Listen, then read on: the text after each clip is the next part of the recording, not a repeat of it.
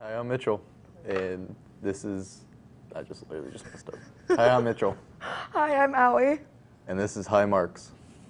We are the YDSA, the Young Democratic Socialists of America.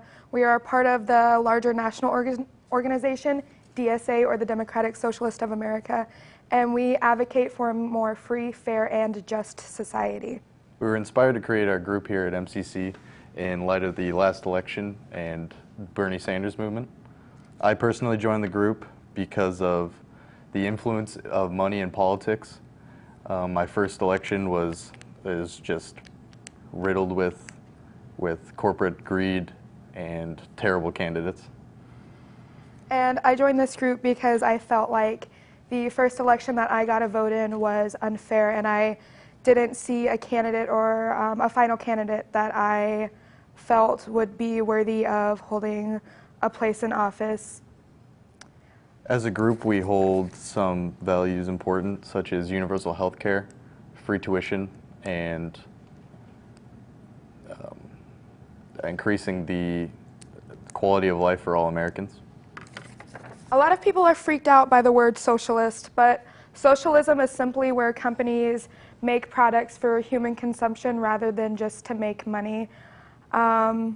Socialism has humanity in mind rather than just free market capitalism where they don't care who they hurt in the process of making money. And our guest today is Chris Lammer-Heindel, and he is the DSA coordinator in Dubuque, Iowa. Welcome. Yeah, thank you for having me. As Mitchell said, I'm the chair of the Dubuque Democratic Socialists. I'm also a faculty advisor at Loras College for the YDSA chapter there. I'm an assistant professor of philosophy at Loras College as well. So, you are chair for the DSA up in Dubuque. What are some of your responsibilities as chair? We try to be very active in the community. We have a number of initiatives and projects that we engage in. We offer a free school once a year. This will be our second year, and our plan is to do it every year. We have a municipal broadband initiative. We're advocating the city to implement a municipal service utility for fiber internet. We have a renters union that's part of our organization, and then a number of other things. And so as chair, I'm coordinating, calling our steering committee together. So we're determining which sorts of goals we want to pursue and how we're going to achieve those. We had an envisioning process last year where we sort of imagined what are our strategic goals given the state of the community, given the values that you said, animate DSA. And we identified organizing workers, organizing renters as two of our priorities, and then shifting political power to the left. And so as chair, I'm trying to figure out how can we build capacity in our organization, get people involved so that we can pursue those goals. And we have a great steering committee, really dedicated. We meet at least once a month, oftentimes more. And we have a pretty strong membership for a city the size of Dubuque. We have about 45 members, but we have another 30 or 40 people that are actively involved in the organization. So a lot of my attention recently has been how can we get the people that are interested in democratic socialism and specifically the issues that we advocate for and the initiatives we're engaged in, how can we get them into the organization, trained, so that they're helping us expand our network and expand our work. So member mobilization is top priority right now. Did you see a jump in potentially members signing up after the last election? Yeah, so actually, all of us that are involved in the DSA in Dubuque signed on after the last election. In my own case, the year leading up to the election, I was very dissatisfied. I was faculty advisor for the campus Democratic organization at Loras, and we did some really good stuff. We had Bernie Sanders come in, had a packed house for him. We had other candidates come in, but then as that the year drug on and revelations started coming out about the Democratic Party itself as the election heated up, and it seemed that there were major missteps that the candidate took, I became very dissatisfied and wanted to. It seemed important to organize people and create pressure on the Democratic Party outside of the party. I had spent all my adult life as a party Democrat, and occasionally doing minor work within the party, being a faculty advisor. It became apparent to me and other people that we needed to work outside the party to drag it further to the left. And so we, the day after the election, I was walking on campus and thinking, like, what am I going to do? The thought came to my mind, leave the party, join the Greens, organize there. And I got back to my office, and my wife had text messaged me, and the message was just socialists, ? Because we were already socialists, but it seemed like following Sanders' campaign, there might be the real possibility of getting other people involved, to not only be a socialist in spirit and values, but to actually do work in the community and organize as an explicitly out-and-out socialist, democratic socialist organization. And so we got together a couple of our friends. We started with like 6 or 8 of us, and by the end of the week, we had 20 people that were interested. Awesome. And we moved quick, and we organized ourselves first as the Dubuque Democratic Socialists. Our whole idea was we're going to work at the municipal level, because there's a lot of good work that can be done at the municipal level. It's not sufficient by any stretch of the imagination. The things that you talk about, obviously, student loan debt, health care for all, those are important.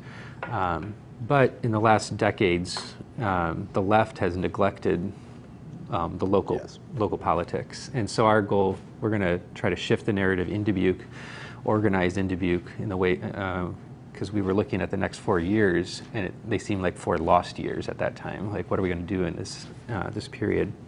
And we organized, and then we decided to become a chapter of DSA. So we're kind of different than other groups. We knew what we wanted to do, and then we found in DSA, like, this is a national organization whose values align with ours, that has the capacity and the training and the infrastructure that we could benefit from and grow into. And so then I think it was by January we were already doing things. At the end of January, we had already applied for chapter status, and so we moved pretty quickly. But it's new, so everyone joined following the election. So yeah.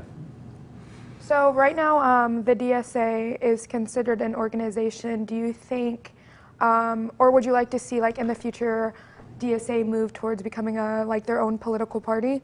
Yeah, that's a good question, and we have a variety of different views on that in our organization. We have people who are very active in the Democratic Party and remain active in the Democratic Party, and in fact, we've actively encouraged our members to serve on the Democratic Party Central Committee in Dubuque.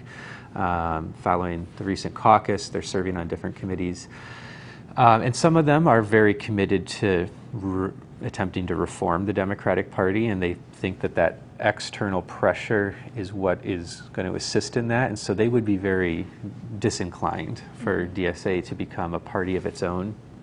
My own thinking on that, so speaking just not as chair and speaking for the group, my own thinking is that our electoral system is such that we don't really have political parties in the sense that other countries have political parties. We have what some sociologists call, like, coalition building machines.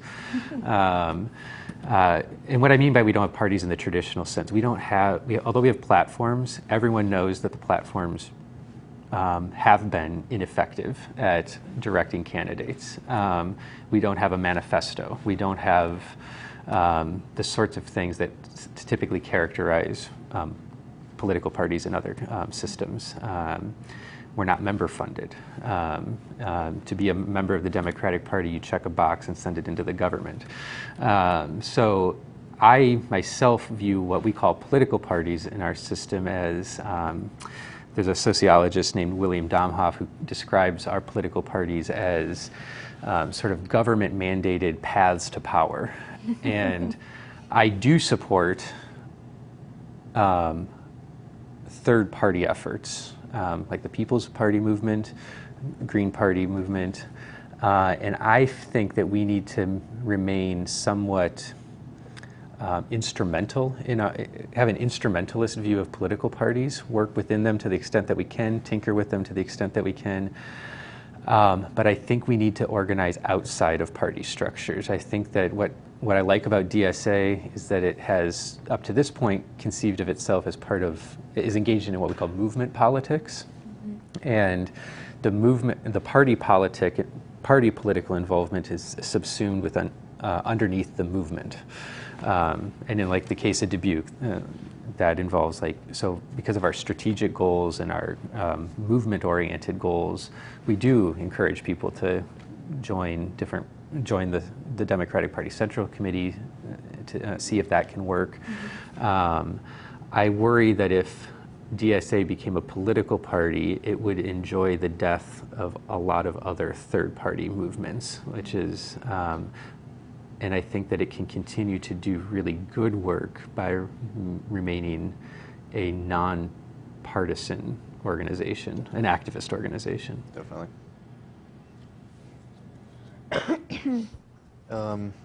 So what are 3 huge changes that you'd want to see a democratic socialist government enact? Oh man, just 3?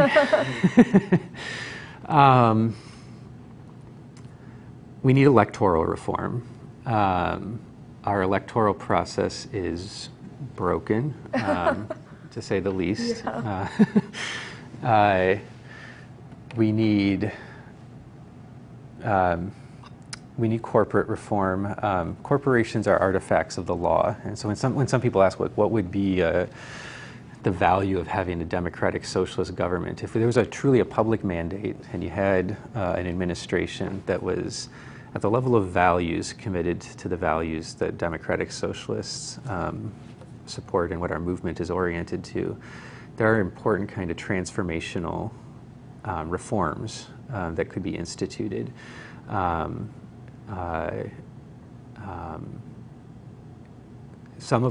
at the level of structures of corporations, probably most significantly taking steps to decommodify healthcare. I think that is, in some sense, number 1 priority right now, and rightly so. Electoral reform, decommodification of healthcare,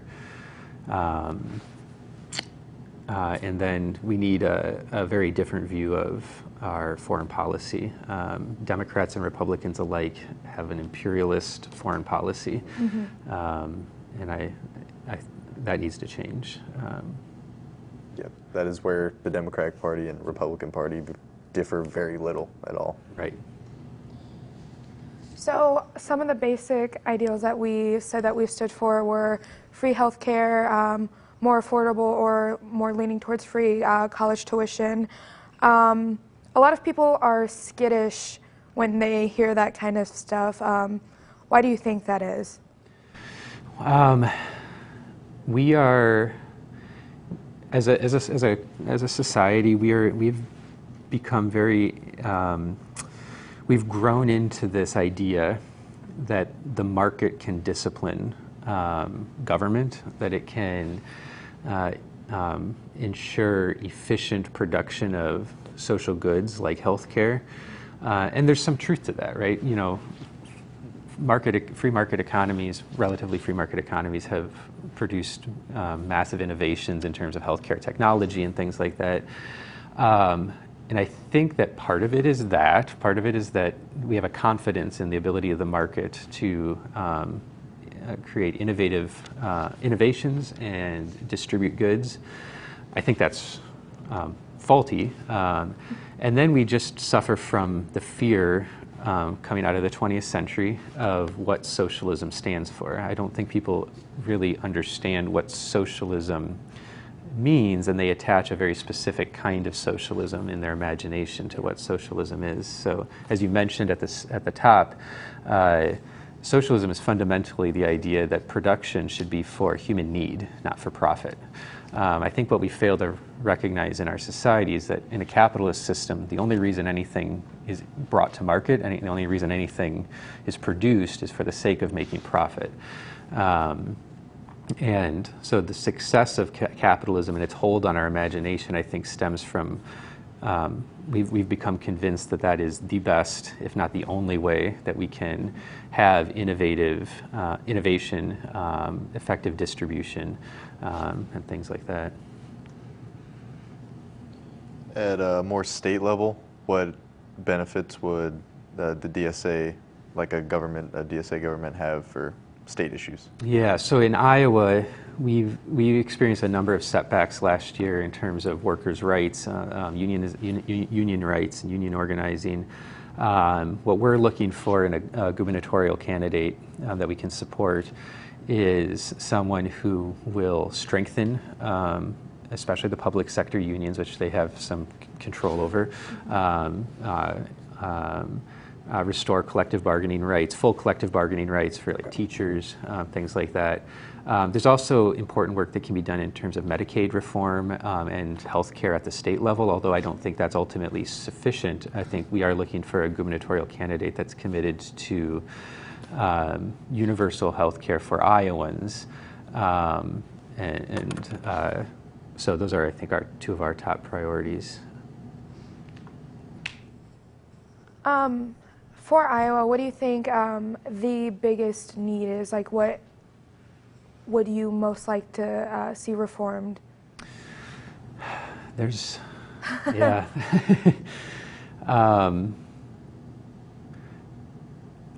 We have to end the budget freezes and the budget cuts for public spending, like on education and things like that. I think we need to restore. And this isn't radical left. This is stuff that I think most social democrats and any kind of moderately progressively minded person can agree to. There's a lot of important work there. Like other country or other states in the country, we have problems of homelessness. I think we can do a more intentional job of thinking about how can we meet the really important social needs of the people of Iowa, and there's work that the legislature can do there.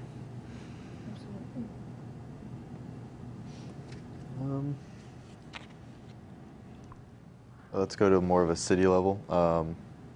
In your own community, what are some issues going on there? So Dubuque, we have the benefit of having a city government that is, they value things like sustainability, social equity, so ecological sustainability, equity, and they're committed to pursuing measures that support those goals. We feel that there's a need to at present, our city government has been very enamored by the use of what they call public-private partnerships to achieve the goals that they have. And we don't disagree with the goals per se, but we do not believe that public-private partnerships are as valuable and as our city government tends to think.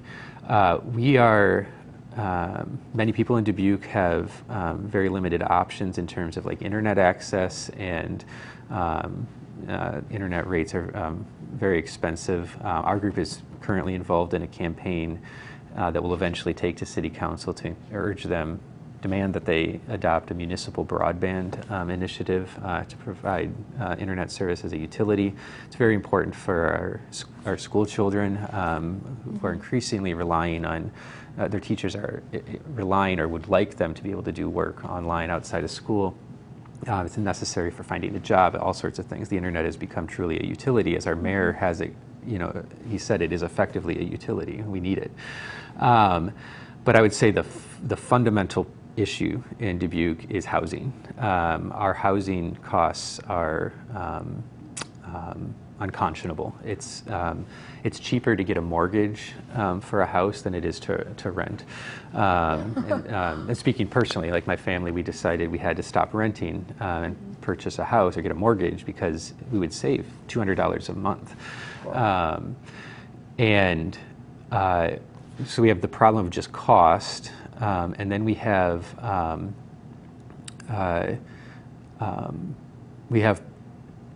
problems with access even to the, we have problems with the quality of the housing that is available, which is often exorbitant.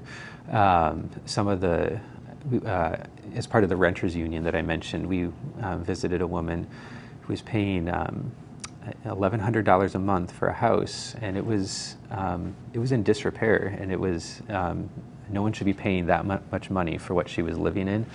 But the landlords in Dubuque are very well organized. They have an association that represents their interests, and they have had the ear of city council for years. And so when the city has sought to undertake housing reform of various kinds, like for example last year, the Human Rights Commission encouraged the city council, recommended to the city council that they ban discrimination on the basis of the source of income that a renter uses. And this is a very difficult issue to understand on the surface of it, but the idea is that landlords right now can discriminate against people who use Section 8 housing. So if they're getting housing assistance from the government, a landlord can use that fact alone as a reason not to rent to them. And many cities have adopted bans, like that shouldn't be the case. The source of your income shouldn't be a legitimate grounds for denying a rental application. The city council punted on the issue. They decided to wait a year to take any steps at the encouragement of the Dubuque Area Landlords Association and a number of landlords. And so last spring when this happened, we took it as a priority. We need to organize renters, because there were some occasional renters that showed up to speak at city council meetings. Mm-hmm. And there were definitely people who advocated for the ban, some lawyers in town, people from our group spoke in favor of it, but there wasn't a group of renters themselves showing up and demonstrating and self-advocating for their interests. So we've been working in that regards, founding the Renters Union for self-advocacy. So housing, and then there's also, like many cities, smaller sized cities, Dubuque has been undertaking gentrification, and so far it's been fairly innocuous. We had a large warehouse district downtown that they've done a nice job of converting into livable apartments, and that doesn't displace anybody because those were not residential areas before they were converted. But there's other kinds of projects and ideas in the pipeline, some of which would be in existing residential areas, and we want to be very proactive in making sure that whatever policies or projects are pursued, that they don't displace low-income folks living in those neighborhoods, or they don't price out people from living in those neighborhoods, since costs are already problematic. The city does a lot of good things. We just think that there needs to be more sustained citizen involvement and citizen discussion about what is good, what is in our interests here. So, with the DSA organization, what do you feel draws people more to the Democratic Socialist than just the Democratic Party? What do you think the Democratic Party isn't fulfilling within some people? That's a good question. I'll tell you what I hear from people, a lot of people. We get things done. The Democratic Party does, it's important that to maintain and get good people into the Democratic Party, but oftentimes they have a lot of good ideas that they talk about a lot. We've developed a reputation for, we'll talk it through and figure out what we're going to do, and then we'll do it. And it's been sort of amazing, the energy of the people in our group and the commitment, and how well organized we've been at doing a lot of stuff in just a short amount of time.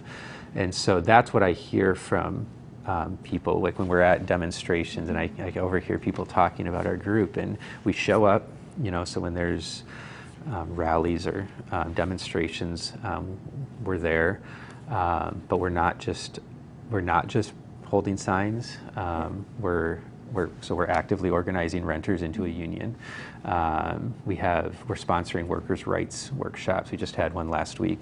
So we're out getting things implemented into the community, and that's been very inspiring. It's hard to do in the Democratic Party because the Democratic Party is it's a coalition building machine, right? So they're trying to build coalitions between folks like me, Democratic Socialists, people that are much more moderate and capitalists, right? And a function of that is you don't have the clarity of vision or purpose or values that can allow you to, I think, direct that energy into meaningful action in the community. What comes out of it is only what everyone can agree on in terms of what to do, and that's sometimes very limited. Yeah, absolutely. You said that, it kind of reminded me of my co-chair. You said we like to talk about it for a little while and then get moving. My co-chair, Brian, he definitely embodies that. he is the physical embodiment of that. Yeah, nice. I mean, leftists in our history sometimes get characterized as being very theoretical, and we can be, like, we like our theory, right? We talk about Marx and, all sorts of stuff. But what I appreciate most about our group is we're not sitting around debating Marx. We're figuring out how can we organize renters? What can we do?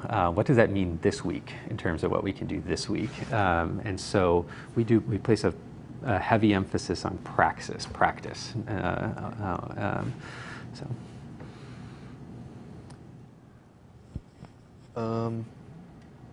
Have you noticed any changes with maybe your students' political beliefs in the recent years? Has there been maybe a polarization of beliefs? Have you noticed anything like that? Yeah, that's a good question. Certainly, I've been teaching for about 10 years, and over that period of time, libertarianism has become much more mainstream, and so that so in some sense, the right is fracturing, right? And that's been sort of interesting to see, and then they've been consolidating in different ways. On the left, until this last year, there had been a kind of malaise that set in on the left, I think. I mean, this has been going on for decades in the United States. The left had kind of petered out and lost steam, and everyone was very excited about Obama's election. I was teaching at that time. I remember standing in the atrium of the college I was teaching at that time, and everyone was crowded around watching the TV, and it was exciting. It was important. But I also remember, like, up until that point, like in Dubuque, for example, there was an active demonstration in the park opposing the wars that were underway, and then they stopped. But the wars continued, right? And so I think that's kind of like this insight into we lost steam, we were hopeful that things would change, and then a lot of things stayed the same. A lot of things even got worse. But it was only with Sanders, there was this new revitalized interest in what would have been considered mainstream Democratic policy perspectives, a long time ago, or not that long ago even, and that was exciting. Like to see, almost 1,000 people show up at Loras College when we had Sanders there was, we couldn't have imagined having a presidential campaign stop with that many people, and that got students activated and interested. And then then the tensions came out, right? Because if Sanders, describes himself as a democratic socialist, and I think at the level of his values, he certainly is, right? But he's his policy positions are not ultimately anti-capitalist, Yeah. And that's been both a benefit and a source of confusion for, I think, people. If you start associating the word democratic socialism with what should, by all rights, just be mainstream democratic perspectives, social democratic policy perspectives, that can cause some confusion. And those have been getting worked out over the last year. And what I've been most excited about is we now have students clearly articulating truly democratic socialist ideas and values and policy perspectives. so recognizing that they're further left than Sanders, right? And that's something that's new. I haven't seen that on the part of my student. I'd have the occasional student with whom I could have a conversation about, Marx or about the criticisms of capitalism. But now we have students actively not just saying the words that they're democratic socialists, but understanding what that means, recognizing and educating themselves in the problems of capitalism. People in the environmental movement and concerned with ecology are now recognizing how interconnected that is with our economic system. Whereas before, a lot of the discussions in those groups was about how to personally, be sustainable in your lives. But now the discussion's moving to system level change. Like how can we have sustainability under capitalism, right? And so all that's new and it's exciting, and that's in part why we can have this massive growth on the part of DSA, why we can have, in Dubuque, Iowa, you can have 45 people that are dues-paying members, and then 70, 80 people that are coming to and involved and doing things, and that would have been unheard of, just 2 years ago. So. And do you credit that to the current administration? Do you think that was a major push into people becoming more active and voicing more political beliefs and actually going out and doing things? Oh, yeah. I mean, in my experience in Dubuque, absolutely. I mean, when we had our first meeting after we had organized an organizing committee and we're presenting bylaws for people to consider, the room in the library, the auditorium where we held this, I mean, there were like 50 people there. And it was clearly like Trump was not just offensive, but the positions, what he was elected on, the promises were morally repugnant, and people knew that they had to do something, right? And so, yeah, it did bring people out, and then that has become a place to meet them on. Because our perspective is that Trump is the wrong answer to a real problem, and for many people, what they're initially caught by was his offensive-ness, the derogatory things that he says, and just the overtly racist, sexist stuff. But then we can have conversations about why did this happen? Why are people willing to vote for somebody like this? And it's racism, it's sexism, it's all that. But there's also this other dimension. Like our lives are very complex. We live in stressful. We work and work and work, but our real wages they've been stagnant for decades. But yet we have a improved quality of a life, it seems like, in terms of the stuff that we have. Why is that? Well, it's because we're taking on all this debt, and all that debt, it weighs on us. So people's lives are stressful. They're looking for, they want a better future, and we can start having those conversations with people, like how can we shift from just being concerned about Trump, because I think that is the danger. If it's anybody but Trump, there's all sorts of people that aren't Trump that are going to continue the policies, the economic policies, the foreign relations policies that are part and parcel of the position that we're at. So they come to us as anybody but Trump, and it's motivated principally by that. But then it's a good opportunity to discuss the broader systemic issues that have been percolating up for decades in our country. And with that, we'll go to break, and our next section will be the agitation station.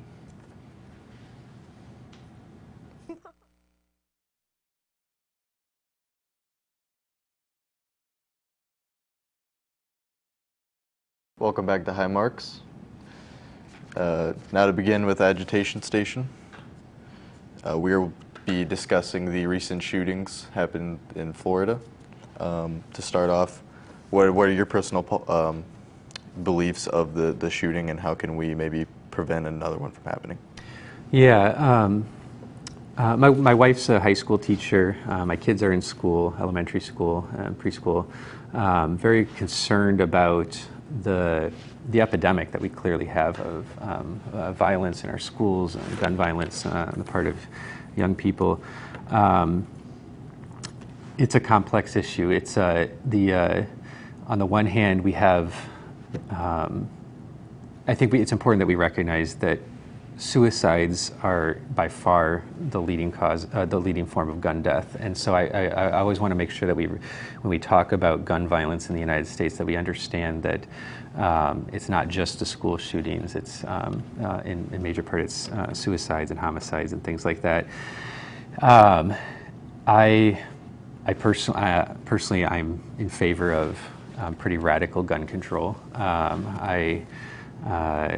I don't think, however, that that's sufficient to address our problem. It does seem that we have, in some sense, a cultural problem.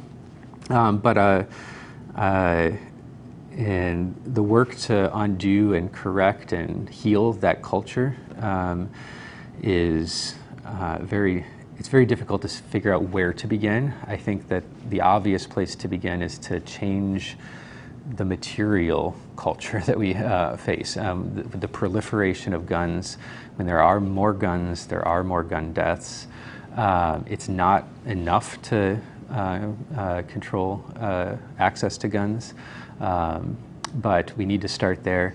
But I'm really disturbed by the unanimous call on the part of politicians and leaders that it's an issue of mental health and we need to take care of that.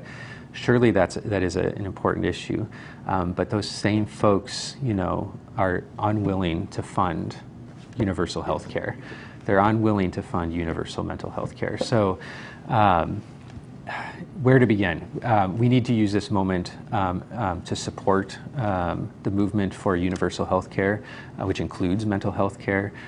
We need to start having the conversations about what kinds of reasonable controls can we politically right now implement, because there is broad support for some forms of gun control, background checks and things like that. We need to take movement on that, but it's also a political and electoral problem. I mean, the NRA has vast amounts of resources under our existing electoral system. Their influence is important, and at best, what we can do is channel this frustration, this anger, this horror that we're experiencing and getting ordinary people to continue to turn out and sustain the pressure. That's at least some a sort of limited hope that I have, is that we have reached a point where we can no longer be outraged for a week and then let it die back. And I'm really hopeful that students, high school students, young college students, there seems to be a change in thought. It's sad to think that they've lived their whole lives where this has been somewhat normal. I was in middle school or high school, I can't remember, probably early high school when Columbine happened, and it was so unusual. And we've topped it two times over. We need a generation of people who put their foot down and demand, that this can't continue to happen. Something that the Republicans or Democrats aren't saying at all. It is a systemic problem. Right. You can't come at gun violence with just teachers, for instance, having weapons. That will not solve the deep-rooted issues we have. No, and I think we absolutely need to be prepared to resist that.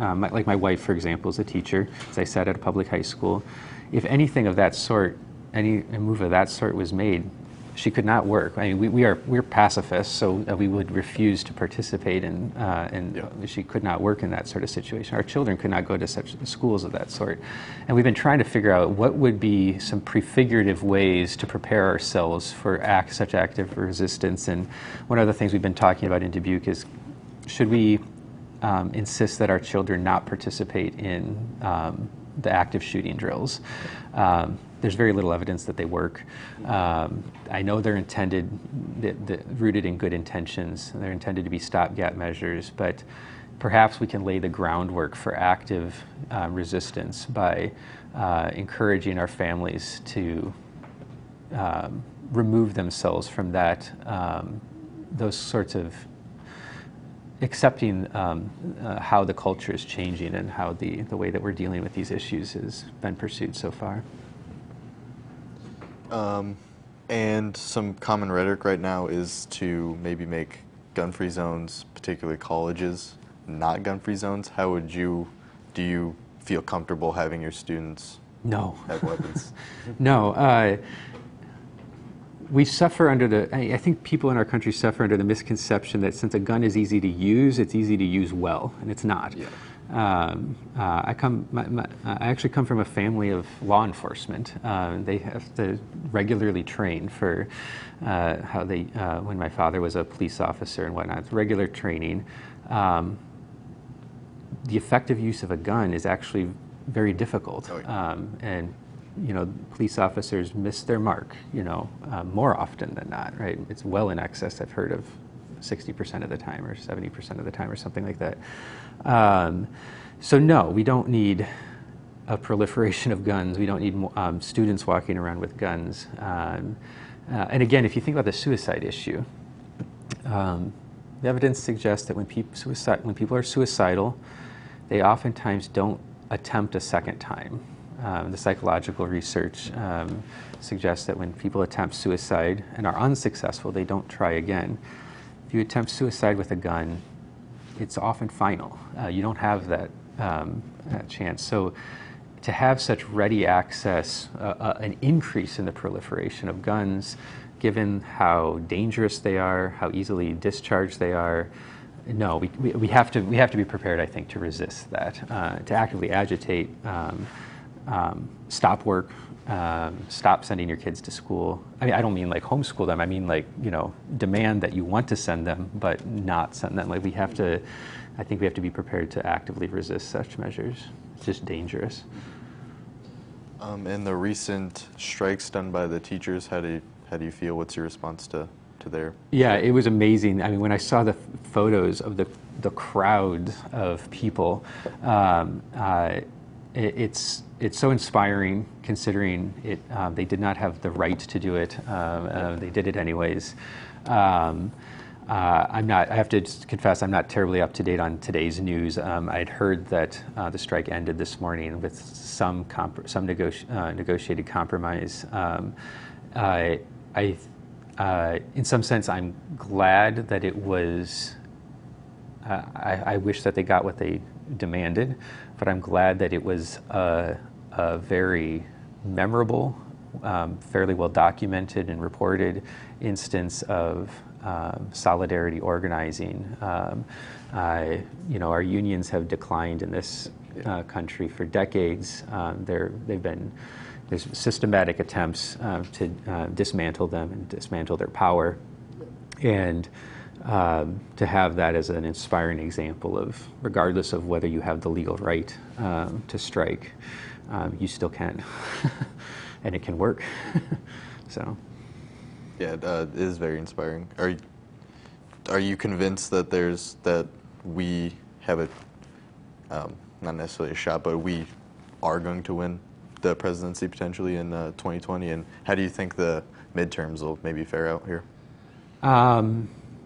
Well, if just from a political scientific perspective, the midterms are probably a guaranteed win. There's some issues about gerrymandering and redistricting that are real problems that Democrats have to take seriously.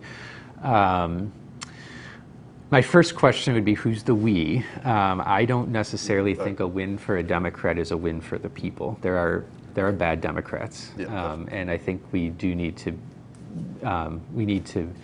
recognize that and name that, and but I also think that a Democrat, almost any Democrat, is probably better than almost any Republican. So, and to that extent, I think the midterms will be good. I don't know if they'll be able to wrest control totally. There's some serious districting problems there. In terms of the next presidential election, I don't know. It'll be interesting to see whether the Democratic Party is willing to put up someone, whether someone can rise up in the Democratic Party that is advocating for the reforms and the policy perspectives that did get so many people excited. The frustrating thing about the last election was, the comparison of crowds and the people who are active and who would have been willing to go out and after the primary to canvass, to door knock, to generate interest, to turn out the vote. They squandered all that. The comparisons of Clinton's campaign staffs with Sanders is just baffling.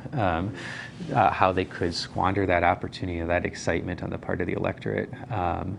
It'll be interesting to see what they do, what happens, who they put up. I think a lot of it, certainly in my own case, whether I support a Democrat is going to be a function of their policy perspectives now. I can't bring myself to be a party line Democratic voter anymore. It hasn't worked for decades. We've seen the Democrats lose control of state houses and all sorts of things. So, Bernie Sanders, he is currently the most popular politician. Do you think he is the person to go with in 2020? I don't know. We know that some of the arguments that they would use against him are going to be age, things like that. I hope that his policy perspective isn't the thing that they use against him, which it was in the primary and whatnot, and so somebody that I would, although Bernie Sanders is not at a policy perspective, advocating for truly democratic socialist policies in the full-blown sense, the transformative policies that he advocates for, like universal health care, free college tuition, those sorts of things, which should, I think, garner support from social democrats and moderates, moderate liberals and progressives. We need to see a candidate like that. If it is him, I'd be all in. I'll support him. But certainly somebody like him, at least. So. Cool. Thank you, Chris. Thank you. It's good to be here. And with that, we'll finish our first episode of Hi Marx. Join us next time and keep fighting the good fight.